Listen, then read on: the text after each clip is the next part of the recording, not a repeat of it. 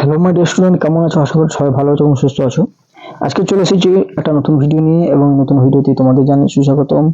যারা এই নতুন এসেছে আমার এই চ্যানেলে তাদেরকে আমি বলবো যে চ্যানেলে সাবস্ক্রাইব করে কাছে থাকার জন্য, কারণ তোমাদের জন্যই আমার এই আপ্রাণ প্রচেষ্টা। আমরা আগে আলোচনা করেছিলাম ষষ্ঠ শ্রেণীর রায়ন মার্টিনের প্রশ্নবিচিত্র বাংলাতে 1 নম্বর স্কুল। আজকে আমরা আলোচনা করব 2 নম্বর স্কুল, বালুরঘাট হাই স্কুল। তো চলো বেশি কথা না বলে শুরু করো আজকের আমাদের আলোচনার বিষয়, যে বালুরঘাট হাই স্কুলের প্রশ্নবিচিত্রা। এর আগে বলেছি 1 নম্বর স্কুল করে দিয়েছি, যারা দেখোনি তারা ভিডিওতে গিয়ে 1 নম্বর স্কুলটা দেখে নিতে পারো। দেখো, প্রথম প্রশ্ন এখানে রয়েছে যেটা, যে অর্ধ জগৎ আজও প্রণত যার চরণ তলে, তিনি হলেন কে? নিমাই, নিতাই, বুদ্ধ না রাম? উত্তর হচ্ছে কিন্তু এখানে দেখে নিতে পারো, উত্তর হচ্ছে কিন্তু বুদ্ধ। 1-এর 2 আমরা যদি দেখি, যে যতীন দাসের প্রথম ছদ্মনাম কি ছিল? রবিন, কালীবাবু, মিঠু, নাসিব? উত্তর হবে কিন্তু এখানে রবিন। 2-এর 2 হচ্ছে রবিন। আমরা জানি যতীন দাসের দুটি ছদ্মনাম, একটা হচ্ছে রবিন আর একটা হচ্ছে কালীবাবু। প্রথম ছদ্মনাম হচ্ছে রবিন, পরেরটা হচ্ছে কালীবাবু। তারপরে দেখো, গ্রামগুলি দেখা যায় তীরে, মোহময়, স্নেহময়, ছায়াময়, মায়াময়। 1-এর 3 উত্তর হবে কিন্তু ছায়াময়।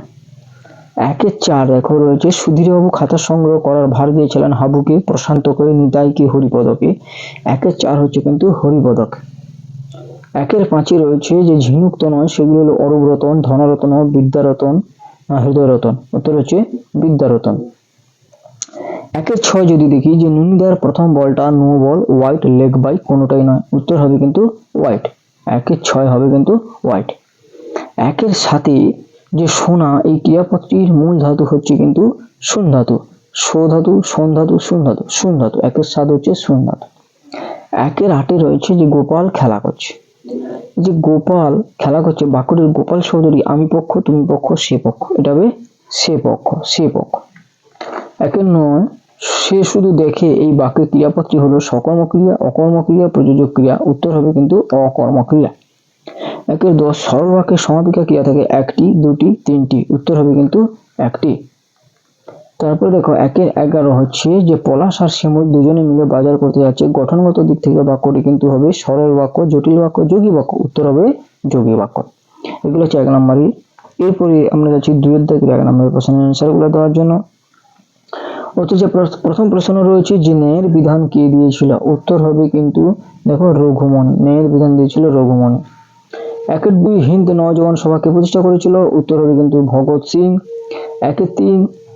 2-এর 3 এগুলো 2-এর দাগে হচ্ছে 2-এর 3 যে মোরা দুই সহোদর ভাই, কবিতার সহোদর কারা? উত্তর হবে হিন্দু ও মুসলিম। 2-এর 4 নিতাই শাস্তি পেল কেন? উত্তরে দেখে নাও, যে নিতাই রচনা লিখে আনেনি এবং তার কারণ হিসেবে মায়ের অসুস্থতার কথা বলে, যা একদম মিথ্যে, তাই নিতাই শাস্তি পেল। 2-এর 5 যে কোন পারাপারকে অনন্তপার বলা হয়েছে? উত্তর হচ্ছে কিন্তু জ্ঞান পারাপার। 2-এর 6 যে বিষ্টু কোন খেলায় চ্যাম্পিয়ন হয়েছিল? উত্তর হচ্ছে 30 মাইল রোড রেসে। তারপর হচ্ছে 2-এর 7 রয়েছে, যে মানহানির মোকদ্দমা ফরিয়া দেখিয়েছিলেন। উত্তর হচ্ছে কিন্তু সজারু। 2-এর 7 হচ্ছে সজারু। 2-এর 8 হচ্ছে গোপাল খেলা। 2-এর 8 হচ্ছে উদাহরণস্বরূপ সংজ্ঞা দাও, যৌগিক ক্রিয়া অথবা দ্বিকর্ম ক্রিয়া কাকে বলে? যৌগিক ক্রিয়া দেখো, যে 2-এর 8 যে একটি অসমাপিকা ও একটি সমাপিকা ক্রিয়াপদ জুড়ে এই ক্রিয়াপদ তৈরি হয়। একাধিক ক্রিয়া জুড়ে তৈরি হয় বলে এর নাম যৌগিক ক্রিয়া। সে আড়াল থেকে শুনে ফেললো, শুনে অসমাপিকা ক্রিয়া, এ বাক্য হচ্ছে ফেললো হচ্ছে সমাপিকা ক্রিয়া। তো দ্বিকর্ম ক্রিয়া, যে সকর্ম ক্রিয়ার দুটি কর্ম, আমরা জানি দ্বিকর্ম মানে দুটি কর্ম, তাহলে যে সকর্ম ক্রিয়ার দুটি কর্ম আছে, মুখ্য কর্ম ও গৌণ কর্ম, তাকে দ্বিকর্ম ক্রিয়া বলে। প্রসঙ্গত সমাপিকা ক্রিয়াপদকে কি দিয়ে প্রশ্ন করলে মুখ্য কর্ম এবং কাকে দিয়ে প্রশ্ন করলে গৌণ কর্ম পাওয়া যায়। যেমন স্বপ্না দিদিমণি তোমাদের ব্যাকরণ পড়াচ্ছেন, তাহলে এখানে যদি প্রশ্ন করায় কে পড়াচ্ছেন বা কি পড়াচ্ছেন, তাহলে সেটা হচ্ছে তোমাদের এবং হচ্ছে ব্যাকরণ। বুঝে গেল? এইটা হচ্ছে এখানকার মুখ্য কর্ম এবং গৌণ কর্ম। অর্থাৎ কাকে পড়াচ্ছেন? তোমাদেরকে পড়াচ্ছেন, তাহলে সেটা হচ্ছে গৌণ কর্ম। এবং কি পড়াচ্ছেন? ব্যাকরণ পড়াচ্ছেন, সেটা হচ্ছে মুখ্য কর্ম। তাহলে এগুলো কিন্তু তোমাদের জানতে হবে। এরপর দেখো 2-এর 9 হচ্ছে, যে কি খেয়ে ব্যাকরণ সিংহের ভাইয়ের মৃত্যু হয়েছিল? উত্তর হচ্ছে দেখে নাও যে আস্ত বার সোপ খেয়ে। 2-10 থাকা ক্রিয়াপদের ভবিষ্যৎকালে রূপ দেখাও। থাকা তার ভবিষ্যৎকালে রূপ হবে কিন্তু থাকবে।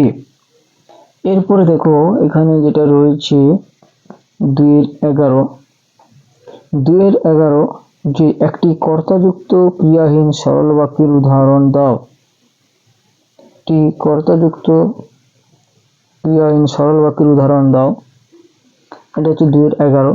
উত্তর হচ্ছে জয়পুরের বেশিরভাগ প্রসাদ হচ্ছে গোলাপ। 2-12 যে কুস্তিগির পালোয়ান রোজ ডিম খান। বাক্যটির উদ্দেশ্য এবং বিধেয় অংশ আলাদা করো। উদ্দেশ্য হচ্ছে দেখো কুস্তিগির পালোয়ান, বিধেয় হচ্ছে রোজ ডিম খান।